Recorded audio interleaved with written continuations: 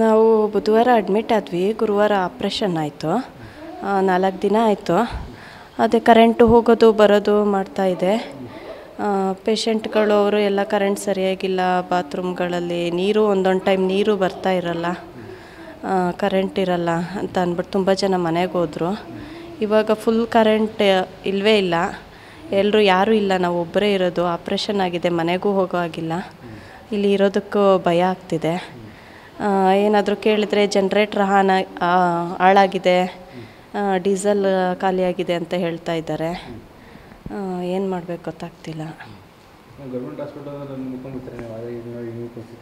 ಅದೇ ಇಲ್ಲಿ ತುಂಬ ಚೆನ್ನಾಗಿದೆ ಅಂತಲೇ ಬಂದ್ವಿ.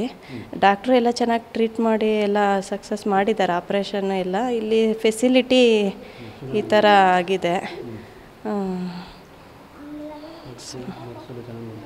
ನರ್ಸು ಎಲ್ಲ ಚೆನ್ನಾಗಿ ಟ್ರೀಟ್ ಮಾಡ್ತಾರೆ. ಇಲ್ಲಿ ಫೆಸಿಲಿಟಿ ಸ್ವಲ್ಪ ಕ್ಲೀನಾಗಿರ್ಬೇಕನ್ಸುತ್ತೆ.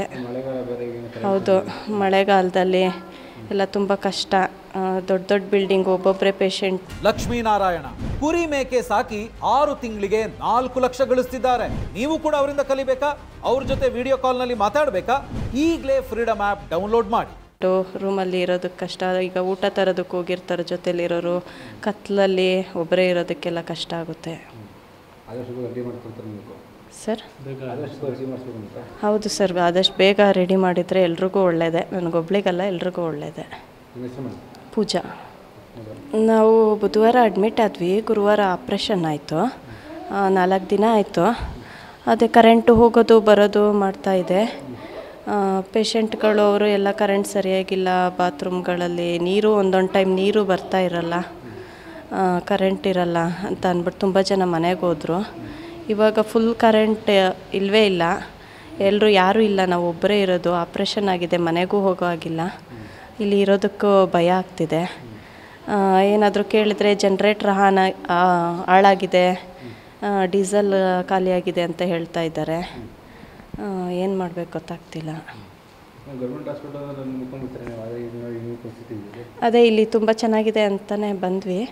ಡಾಕ್ಟ್ರು ಎಲ್ಲ ಚೆನ್ನಾಗಿ ಟ್ರೀಟ್ ಮಾಡಿ ಎಲ್ಲ ಸಕ್ಸಸ್ ಮಾಡಿದ್ದಾರೆ ಆಪ್ರೇಷನ್ ಎಲ್ಲ. ಇಲ್ಲಿ ಫೆಸಿಲಿಟಿ ಈ ಥರ ಆಗಿದೆ. ನರ್ಸು ಎಲ್ಲ ಚೆನ್ನಾಗಿ ಟ್ರೀಟ್ ಮಾಡ್ತಾರೆ. ಇಲ್ಲಿ ಫೆಸಿಲಿಟಿ ಸ್ವಲ್ಪ ಕ್ಲೀನಾಗಿರ್ಬೇಕನ್ಸುತ್ತೆ. ಹೌದು, ಮಳೆಗಾಲದಲ್ಲಿ ಎಲ್ಲ ತುಂಬ ಕಷ್ಟ.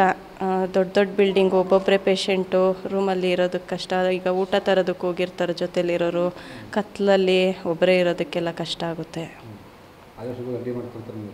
ಸರ್ ಹೌದು ಸರ್, ಆದಷ್ಟು ಬೇಗ ರೆಡಿ ಮಾಡಿದರೆ ಎಲ್ರಿಗೂ ಒಳ್ಳೆಯದೇ. ನನಗೊಬ್ಳಿಗಲ್ಲ, ಎಲ್ರಿಗೂ ಒಳ್ಳೆಯದೇ. ಪೂಜಾ.